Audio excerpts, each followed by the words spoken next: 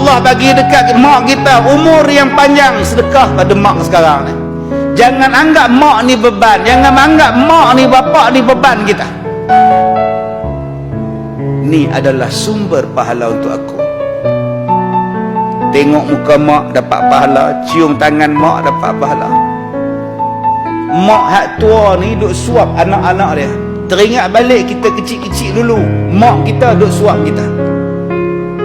Mak ni tuan-tuan punya sahabat dengan muai tu, kita waktu tu tengah duk merangkak, mak ni merangkak sekali pasal nak suap kita.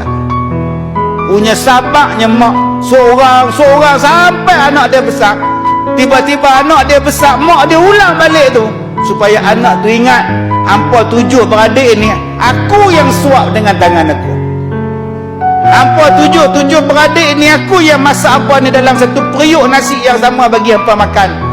Tapi bila hampa dah besar, dah kerja semua ada, hampa lupa hampa ni pada asal usul hampa.